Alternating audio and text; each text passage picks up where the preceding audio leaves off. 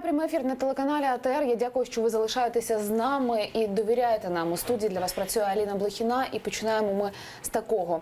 Ахтем Чийгоз та Ільмі Умеров в Україні. Вони сьогодні прилетіли з Туреччини в аеропорт Бориспіль. Там дали свою першу прес-конференцію на території Батьківщини, а потім відправилися до адміністрації президента на зустріч із главою держави Петром Порошенком. Зараз пропоную вам послухати, про що йшла мова, а перед цим також зазначу, що Петро Порошенко нагородив Ахтема Чийгоза та Ільмі Умерова, вручив їм певні нагороди. Ільмі Умерова він нагородив орденом за заслуги 2-го ступеня і також нагороджено орденом за заслуги 3-го ступеня Ахтема Чийгоза. Давайте послухаємо, про що йшлося в адміністрації президента. Я дякую членам родин, які підтримували Ахтема і Ільмі.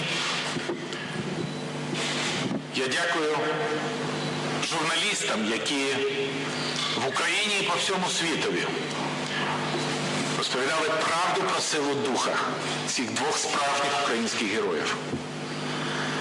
Я дякую українському народу, який продемонстрував єдність, силу і впевненість в перемогі. Дуже дякую всім вам і слава Україні! За своє звільнення Ахтем Чийгоз та Ільмі Умеров подякували і очільнику України Петрові Порошенку, а також президенту Туреччини Реджеп Таїп Ердогану. Я зазначу також, що ми дуже чекаємо наших звільнених кримсько-татарських політв'язнів у нашій студії у прямому ефірі на телеканалі АТР упродовж вечора. Слідкуйте, будь ласка, залишайтеся з нами, і ви обов'язково почуєте їхні коментарі першими. Зараз я вже рада вітати у моїй студії гостя. Це Сергій Гармаш, керівник Центру досліджень соціальних перспектив Донбасу. Пане Сергію, доброго дня вам. Хочу почути спершу, власне, коментар ваш з приводу цього звільнення, ваші емоції. Ну, эмоции, конечно, позитивные. Всегда приятно, когда людей из неволи, скажем, российской освобождают. Другое дело, что я бы присоединился, вот я сегодня читал комментарий Джамилева, который говорит о том, что не нужно обманываться, Россия осталась прежней, да, то есть она пытается сейчас показать себя, что как-то она становится либеральней вот такими путями. Поэтому как бы нельзя ослаблять ни в коей мере борьбу вообще за и крымско-татарский народ, и пленников его, которые находятся там, и борьбу в отношении Донбасса и тех пленников, которые там находятся. Потому что буквально вчера мальчика 17-летнего приговорили за сожжение флага ЛНР к 17 годам, скажем, лишения свободы еще и строгого режима. То есть как бы нам еще есть за что бороться. Ще одна важлива зустріч сьогодні має відбутися у Петра Порошенка. Спецпредставник США Курт Волкер прибув в Україну для зустрічі із главою держави. Це вже 4-й візит Волкера в Україну за 4 місяці з часу його призначення. І от, пане Сергію, одразу питання до вас. Будемо чекати результатів цієї зустрічі, але все ж таки ось цей візит Волкера, що він може принести? Вы знаете, я думаю, ничего, к сожалению, позитивного. Скорее там будут обсуждаться, скажем, негативные моменты. То есть сначала, мы помним, была встреча Суркова и Волкера в Сербии. Затем через неделю буквально Сурков встречается с Захарченко в Ростове-на-Дону, открывает памятник погибшим защитникам Донбасса. И в его присутствии, в присутствии Суркова, Захарченко говорит о том, что никаких миротворцев он на Донбасс не пустит. И Сурков ему ничего на это не сказал. После этого мы могли наблюдать заседание Валдайского клуба, так называемого, где выступает президент Путин, и тоже говорит о том, что миротворцев он видит только как охранников, членов миссии ОБСЕ, что в принципе для нас, для решения нашей проблемы ничего нам это не дает. То есть нам нужны миротворцы действительно по всей территории, оккупированной сейчас Россией, особенно для того, чтобы закрыть границу и не пускать вооружение, ну вообще ничего не пускать, скажем так, с территории России и боевиков в том числе. Поэтому я думаю, что будут обсуждаться все-таки сегодня моменты неудач, скажем так, внешнеполитических в решении вопроса Донбасса, в том числе со стороны Соединенных Штатов, поскольку, опять же, Волкер и он имеет свою позицию, она очень прогрессивна, и действительно я очень уважаю этого человека как дипломата, да, то есть если его слушать, то все замечательно, и он находит такие точки соприкосновения, такие точки убеждения, которым невозможно не поддаться. Но он общается с Сурковым, а Путин озвучивает, мы не знаем, знаем, что озвучивает Сурков на этих встречах, но Путин озвучивает свое. А тот же Волкер в интервью неоднократно подчеркивал о том, что решение по Донбассу принимает не Сурков, решение по Донбассу принимает Путин. И тот же Волкер, отвечая на вопрос, по-моему, «Зеркало недели» было, его интервью у нас опубликовано, он говорит о том, что он не общается с президентом Трампом, он общается с госсекретарем Тиллерсоном. Соответственно, в свою очередь, Сурков общается напрямую с Путиным. Понимаете, вот этот вот шаг, разрыв, скажем так, ну, позволяет все-таки и России держать инициативу в своих руках. Поэтому надежда на то, что она согласится в Совете Безопасности ООН проголосовать за формирование миротворческой миссии на Донбасс, и чтобы эта миссия была действительно по всей территории, распространялся ее мандат, а не только на линии разграничения или не только охрана членов ОБСЄ. Как бы вот на это надеяться сегодня очень сложно уже. Якщо не можемо сподіватися на ефективність зустрічі з паном Волкером, є хтось з міжнародних представників, які допоможуть у регулюванні ситуації на Сході? Я думаю, очень сложно вот при нынешних подходах вообще Запада к вопросу Донбасса, к проблеме Донбасса, ну, ожидать реального урегулирования. Да, интересно, буквально сегодня вот выступал Хук, это замглавы миссии ОБСЕ в Украине, и он сказал правильную вещь, что неизбежная эскалация. Почему неизбежная эскалация? Потому что ни одна из сторон не отводит свои войска и не отведет. Не отведет, потому что Украина не может вот этого сделать, поскольку понимает, что боевики сразу же захватят территории, боевики в свою очередь не отводят, потому что тоже не доверяют и боятся Украины. Вот на том уровне решения вопроса, когда вопрос решается не в пользу Украины, чтобы освободить украинскую территорию, а просто, скажем так, в пользу Запада скорее, то есть вопрос как ставится, чтобы не было войны. И Минские соглашения, напомню, мы их принимали, подписывали после наших военных поражений. Вот в чем проблема. Они изначально не могут быть для нас выгодными, и они не могут быть выполнимыми. И все это понимают, и даже Путин это понимает. Он на Валдайском клубе откровенно сказал, что Украина не может выполнять Минские соглашения. Я не представляю, как Порошенко может сделать хоть шаг в этом направлении вот сейчас. Это Путин сказал. И при этом он все равно настаивает на том, что это, скажем, единственный путь урегулирования. Это о чем говорит? О том, что ни одна сторона, Украина не может, Россия, скажем так, настаивает на невозможном. Ни одна сторона не стремится к реальному разрешению конфликта, к сожалению. И Запад сегодня делает все, чтобы, ну, по крайней мере, в лице Германии, европейских стран, Франции, чтобы не было войны, чтобы не было горячей фазы, да. Но он ничего не делает для того, чтобы освободить Донбасс, к сожалению. Для него приоритет, чтобы, потому что если начинаются военные действия, объявляется военное положение, начинается война реальная, то уже, скажем так, на Запад идут беженцы. И это реально. И сегодня волна мигрантов такая, что она уже влияет на политику Европейского Союза. Если еще пойдут беженцы с Украины, то, конечно, это просто, ну, может обрушиться Европейский Союз, и в первую очередь это отразится, ну, и на Германии тоже, потому что Польша и Германия это очень близко. Поэтому у них свой интерес, и этот интерес, к сожалению, ну, не во всем совпадает с нашим. То есть им главное не освободить украинскую территорию, не восстановить наш суверенитет. Им главное не допустить, скажем так, раздмухивания, да, вот этой военных действий для того, чтобы это не пошло на Запад.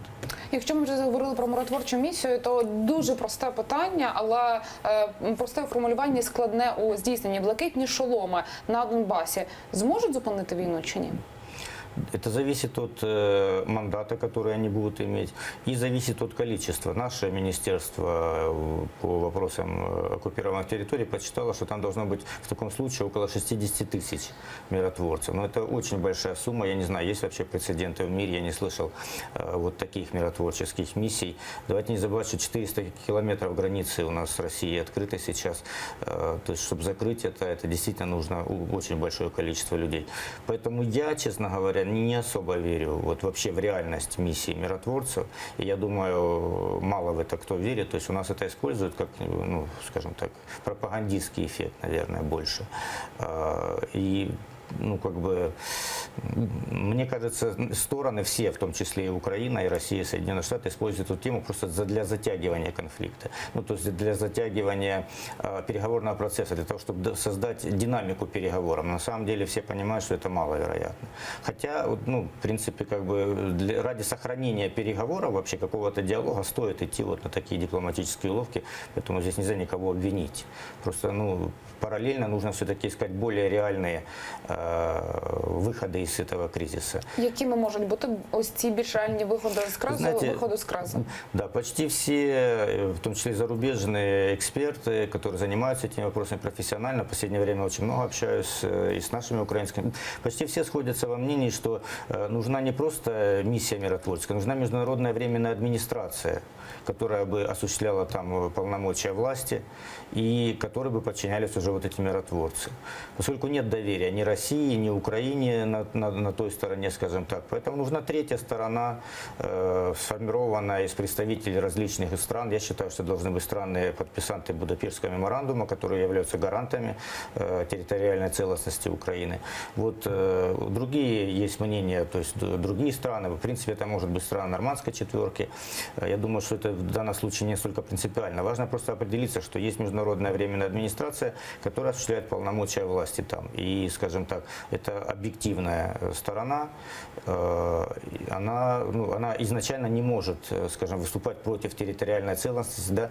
Весь мир признает, что это территория Украины, то есть она будет действовать по украинским законам, ну, либо по тем правилам, которые предоставит ей Украина. Поэтому это, на мой взгляд, реальный выход. Питання окупованих територій піднімається не лише в міжнародній площині, а також і всередині нашої держави. Власне, Верховна Рада ухвалила законопроект щодо реінтеграції Донбасу. І, пане Сергію, одразу питання до вас. Чи допоможе він якимось чином вирішити проблему повернення окупованих територій? Ну, если вы читали законопроект, там нет даже слова реинтеграция, и там нет никаких механизмов возвращения этих территорий, то есть реинтеграции. Для того, чтобы реинтегрировать, сначала нужно освободить. Невозможно реинтегрировать то, что находится под оккупацией. А чтобы освободить, нужно отказаться от минских переговоров, от этой концепции, потому что пока мы связаны Минском, мы не имеем права ничего освобождать, скажем так. И это все прекрасно понимают. Поэтому вот этот законопроект особо ничего не меняет, не факт даже, что он будет принят, честно говоря. В нем есть позитивная сторона, то, что все-таки Россия называется агрессором, территории называются оккупированные, хотя, опять же, не прописана политическая ответственность России за то, что она агрессор в данном случае. Но больше такое впечатление, что он принимается все-таки под расширение просто полномочий президента и решает какие-то внутренние вопросы, но не освобождение Донбасса. Ну, если почитать этот законопроект, там просто этого нет. И давайте обратим внимание, принимались как бы в один день два законопроекта. Один о продлении так называемого особого статуса, который принят, и второй, вот, который шел как вишенка к тортику, знаете, как бы вот о том, что Россия признается агрессором, и он не принят. Но не проголосовать и за первый было трудно, потому что у нас как работает пропагандистская машина, или как наши политики, да, вот Геращенко, Луценко кричали там, что вы против того, чтобы признать Россию агрессором.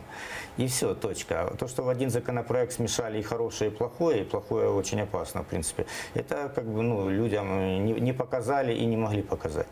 Поэтому вот то, что власть хотела принять, продление еще на год особого статуса, она это приняла.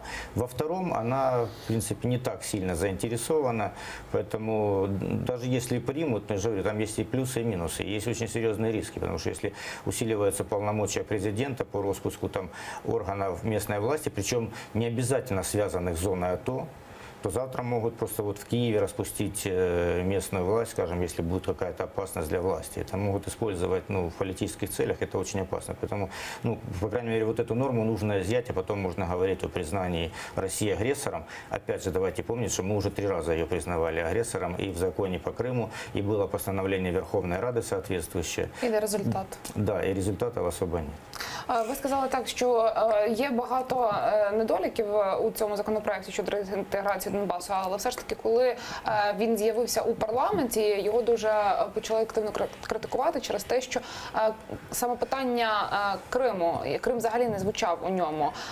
Як гадаєте, яким має бути, можливо, якийсь інший документ, чи цей документ потрібно переформатовувати, прописувати якось не тільки питання тимчасово окупованих територій Донбасу, а й анексованого півострова? Ну, по Крыму, насколько мне известно, есть уже законопроект. То есть Крым официально является оккупированной территорией. По вот этому закону, я, честно говоря, не вижу смысла включать в него Крым, поскольку сам закон называется об особенностях государственной политики по восстановлению территориальной целостности на оккупированных территориях Донецкой и Луганской областей. То есть Крым как бы сюда не вмешивается. Если мы говорим о каком-то общем законе, ну, это совсем другой должен быть закон, да, где говорится о вообще всех оккупированных территориях. Но все-таки, если мы берем вот закон, о котором мы говорим, о законе так называемой реинтеграции, то там же, я говорю, основной все-таки упор сделан на то, чтобы переформатировать АТО вот, в какие-то военные действия, то есть создать еще одну военную вертикаль под президента, создать ему дополнительные полномочия. И ну, для Крыма это не актуально, поскольку как бы, военным путем, опять же, Крым тоже никто не собирается освобождать. И горячей фазы там нет, то есть войны там нет. Поэтому вопрос там о создании объединенного оперативного штаба по Крыму, допустим, в данном случае не стоит. Поэтому ну, я не вижу целесообразности вот в этот закон это вкладывать. Другой вопрос, что может быть, да, нужен один общий закон об оккупированных территориях и вообще стратегии Украины все-таки по их освобождению. Потому что сегодня такой стратегии нет. Нет стратегии, соответственно, нет единой информационной политики.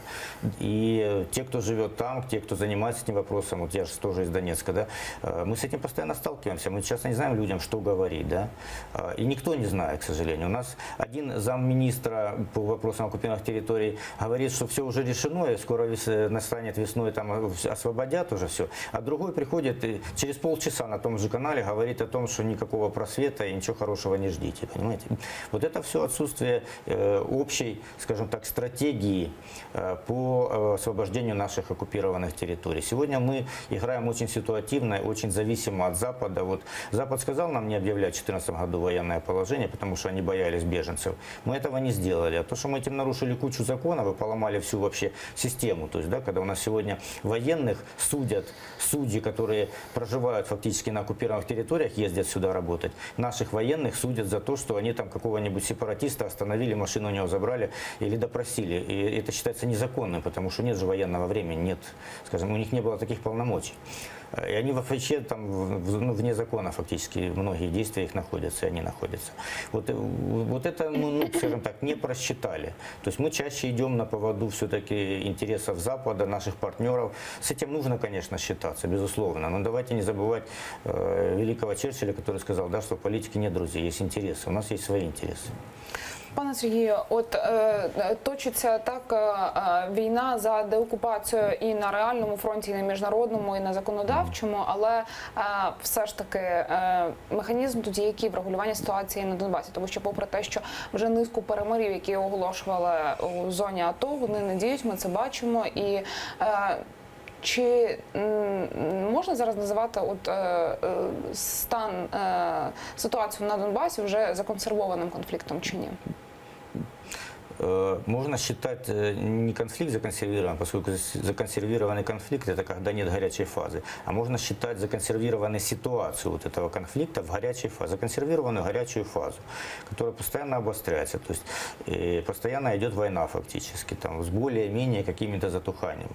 И, к сожалению, вот эта ситуация, она обречена быть такой, то есть каждый день вот гибнут люди наши, опять же, и с той стороны, пусть они, скажем так, может быть, других взглядов, а может не других, поскольку гибнут как раз, как правило, просто те, кто живет на окраине, да, ближе к линии фронта.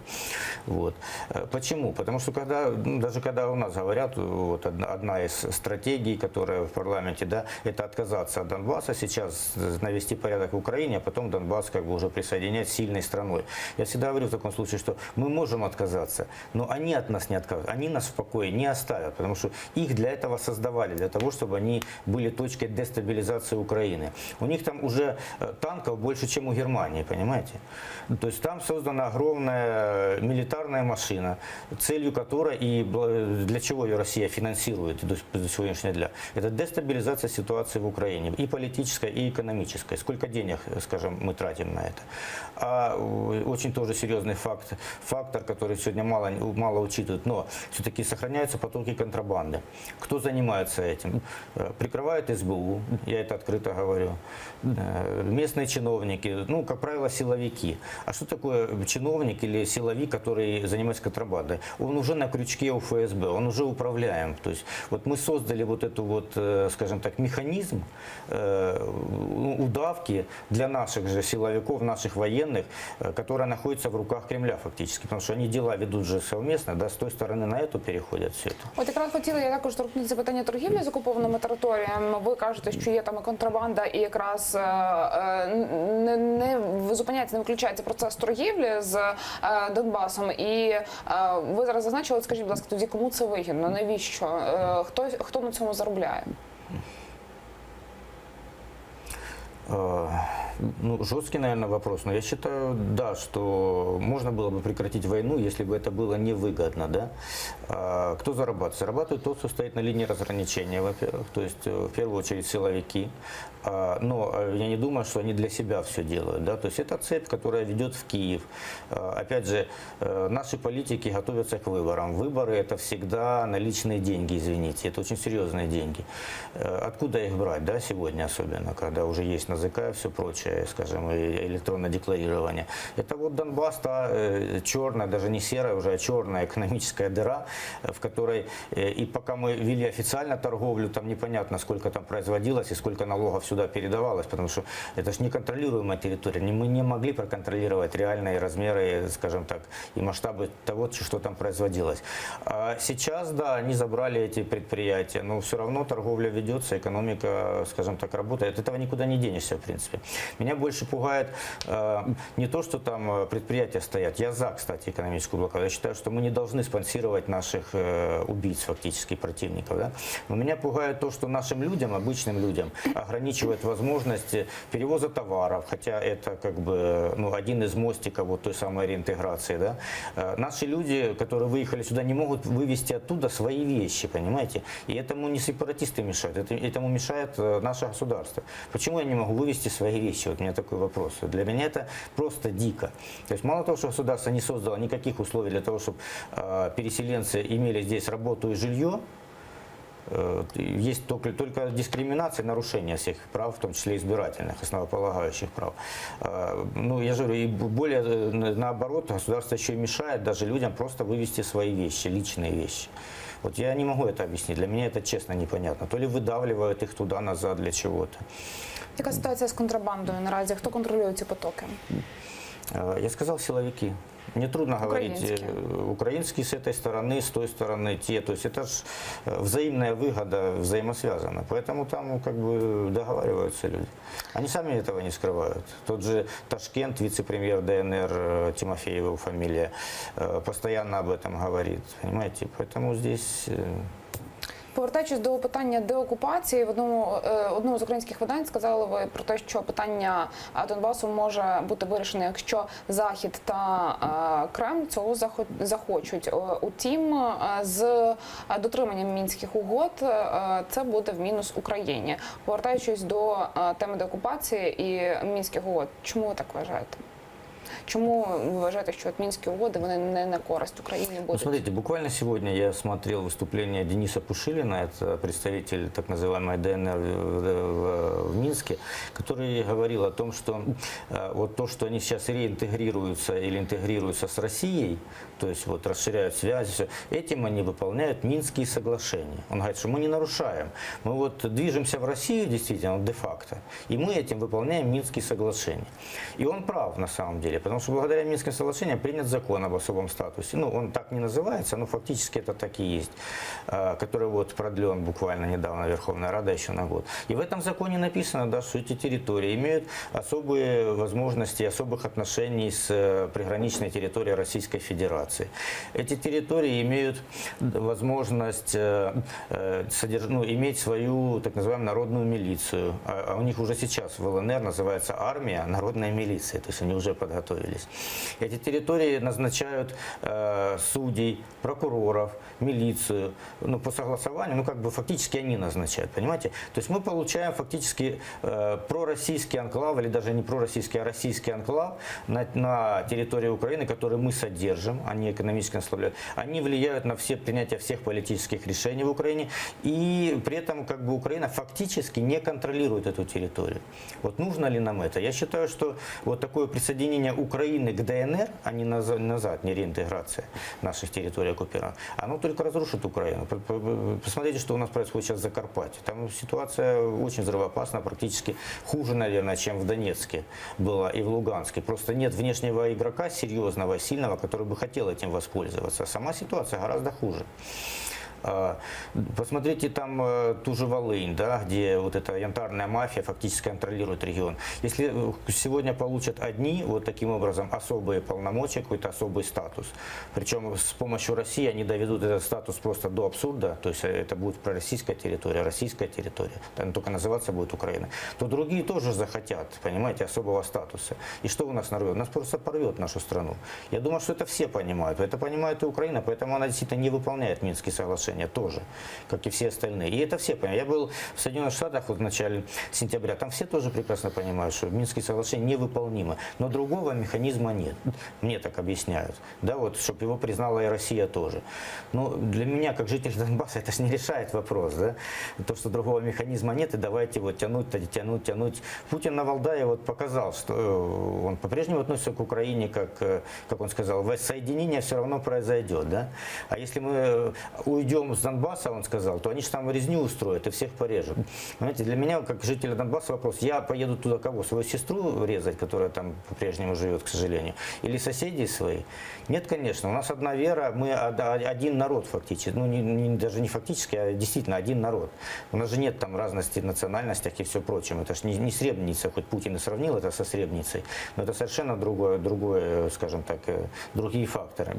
Но это показало о чем? О том, что его мышление под воздействием всех вот санкций за 3 года, да, под воздействием там активности Соединенных Штатов, которые в последнее время стало, оно не изменилось. Он как думал вот так вот, что там бандеровцы и там да, будут резать всех, и правый сектор. Вот он на этом уровне и остался, и с ним уже ничего не сделаешь. Ему уже 60 сколько-то там лет, да, он уже закостенел, и просто мозг здесь действительно ничего не сделаешь.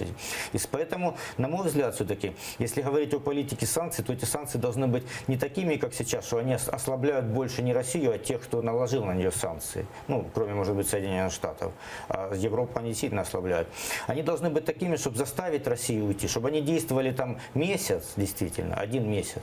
Но за этот месяц, чтобы у России не было выбора, чтобы она ушла. То есть это отключение платежных систем, это, я не знаю, там полная блокировка. Там. И тогда агрессор вынужден будет сделать. И тогда потери, в том числе и наших западных партнеров, будут гораздо меньше, действительно. Потому что за 3 года они теряют больше. А сейчас вот это все говорильня, знаете, это игра в дипломатию, которая не ставит собой даже целью решить эту проблему. То есть мы просто говорим об этой проблеме, к сожалению. И этого никто не скрывает. Щодо дорожньої карти виконання Мінських угод, що вам про це відомо, на якій стадії її формування? Ні на якій. Про неї розмовляють дуже довго і ніякого прогресу в цьому питанні немає. Чи можна розраховувати, що у Російської Федерації колись знайдеться політична воля для деокупації Донбасу? Тому що ми знаємо, що у нашого сусіда у Росії незабаром вибори президента, і фактично ми прекрасно розуміємо, і багато експертів про це говорять, що це буде формальний виборчий процес, тому що, вочевидь, 3-ю каденцію свою матиме Володимир Путін. Як тоді бути, оскільки риторика Кремля не зміниться, выходит? Вы знаете, я вот сначала, в первое время, я не анализировал этот вопрос, но глубоко я думал, что да, вот Путин захочет под воздействием санкций уйти с Донбасса, и у него будет такая возможность после выборов, потому что он уже избранный. Сейчас, вот анализируя его последние высказывания, вообще вот последние события, скажем так, я прихожу к выводу, что ситуация ухудшится только после выборов.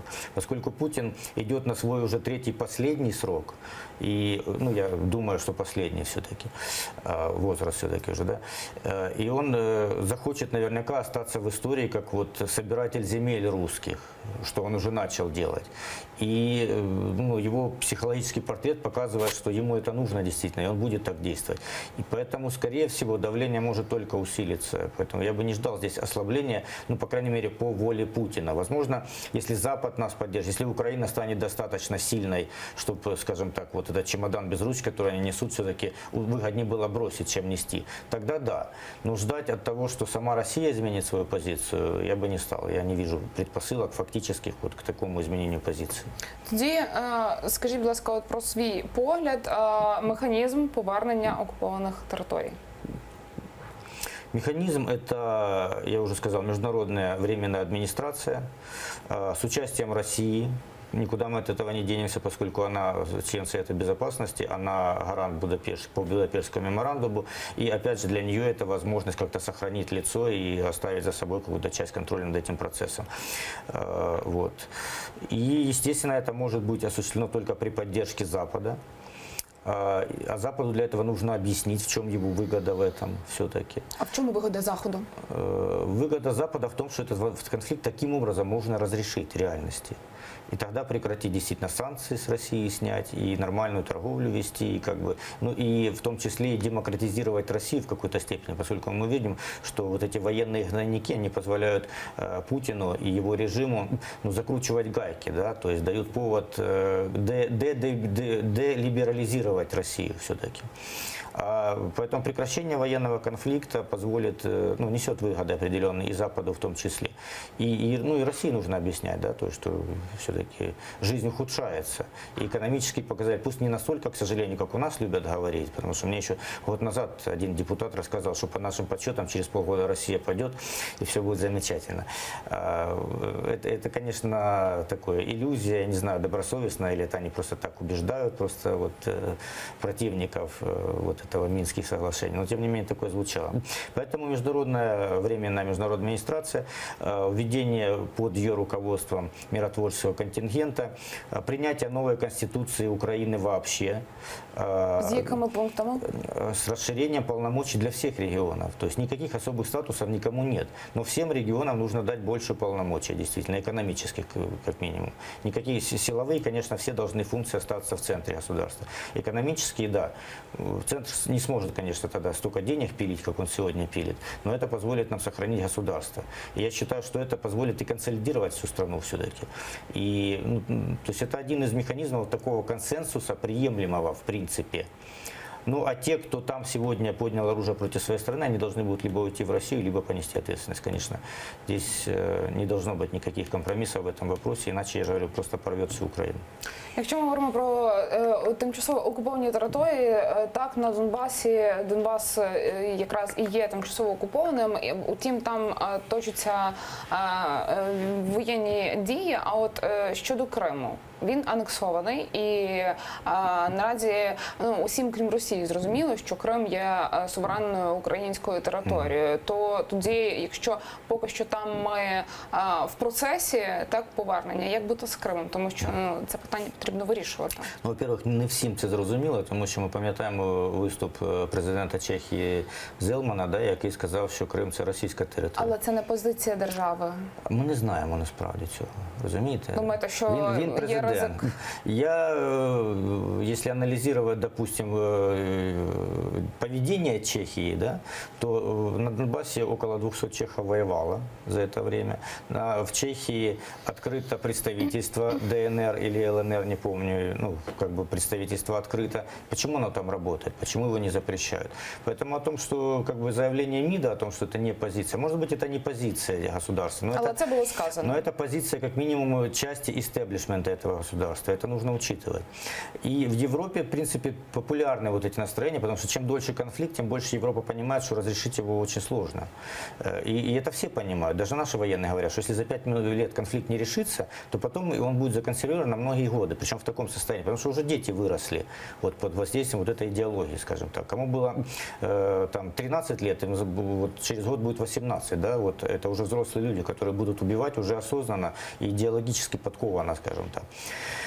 Поэтому не всем все понятно. И с Крымом ситуация, с одной стороны, проще, потому что там все-таки не воюют и не убивают, с другой стороны, сложнее, потому что он присоединен уже в Конституции, записан как российская территория. А Конституция России не подразумевает выхода с территорий своих из состава Российской Федерации. Это хоть и федерация, но по возможности выйти из этой федерации Конституция не предусматривает. Поэтому здесь возвращение Крыма может быть, на мой взгляд, на два пути. Либо все-таки демократизация России, в результате чего она развалится, честно говоря, потому что империи демократическими не бывают. И империализм, вот тот, который сегодня, он не позволяет России стать демократической страной. Либо это все-таки какие-то договоренности об аренде, там, то есть совместном управлении, аренде, сдаче в аренду там, на 20 лет, допустим, крымской территории. Был такой же вариант, да, озвучивался. Почему-то его так вот пропустили, хотя, опять же, эксперты боятся об этом вслух говорить, потому что у того, кто это предложил, были, как бы, лишили гражданства, да, этого депутата, и уголовное дело открыли, и в аналитическом центре провели обыски, там и все. Хотя я не вижу, как можно преследовать за предложение, да.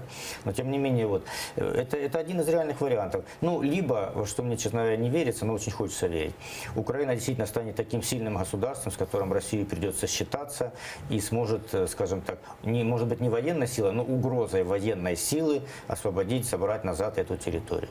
Это, мне кажется, маловероятным пока что на данный момент и при нынешней власти, как минимум.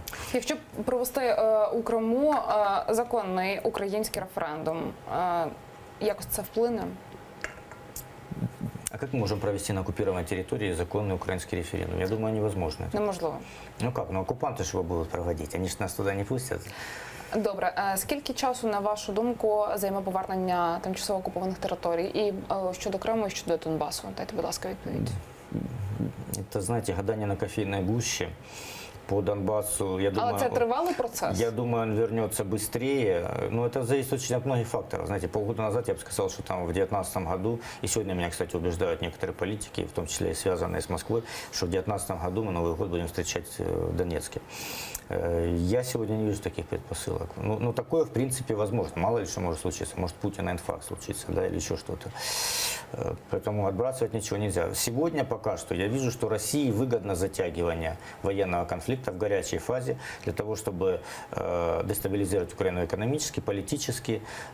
И нашей власти, к сожалению, выгодна война, потому что это позволяет нести экономические дивиденды, позволяет на контрабанде наживаться, позволяет списывать все неудачи на войну, скажем, экономической политики, да, позволяет всю оппозицию сразу приписывать к руке Кремля. Там, и, то есть это создает массу возможностей для сохранения власти, скажем, у власти себя. Поэтому пока что я вижу, что всем выгодна эта война, к сожалению. Но думаю, что все равно придется определяться где-то в 2019 году, вот, может быть, к нашим выборам все-таки какие-то шаги придется делать для того, чтобы ситуацию на Донбассе как минимум гасить. С Крымом, я думаю, все гораздо сложнее. И тут действительно лет 20, может быть, нужно будет работать для того, чтобы его вернуть. Но я уверен, что он вернется все-таки. От якщо говорити, до речі, про вибори в Україні, коли будуть президентські, то дійсно, якою має бути риторика наступного президента? Это зависит от президента. Понимаете, то есть если это будет Петр Алексеевич, то он будет говорить, что жизнь улучшается и все будет завтра, и через 2 недели война закончится. Но мы понимаем, что она не закончится. И мы понимаем, что, скажем так, он не самостоятельный в принятии решений по освобождению действительно этой территории, к сожалению. Если придет какой-то более, скажем, радикальный президент, я думаю, что он будет говорить более радикальные вещи, но действовать точно так же. Если этот президент будет из вот той политической системы, которая есть сегодня. Для того, чтобы изменить ситуацию, мне кажется, должен прийти человек, который не в системе, не в схемах, понимаете, которого, может быть, сегодня не знаю еще. Вот тогда он сможет что-то изменить. Если он уже сидит там на деньгах Авакова или на деньгах Коломойского или по деньгах Порошенко, то я не думаю, что это что-то серьезно изменит. Ви сказали про те, що вірите в повернення Криму, в повернення Донбасу. Також вірите? В повернение Донбасса я верю однозначно. Я думаю, что я вернусь сюда 100%. Я дуже дякую вам, пане Сергію, за цю розмову. Сергій Гармаш, керівник Центру досліджень соціальних перспектив Донбасу, був гостем цієї студії.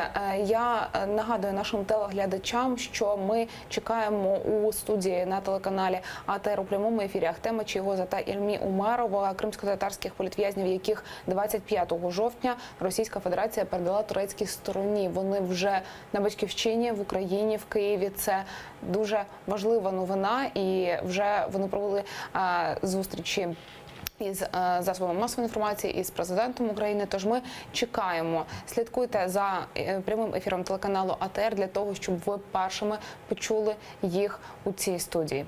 Я прощаюся з вами на тиждень. Ефір телеканалу АТР продовжить Заман новини. Я бажаю вам лише гарних новин і до зустрічі.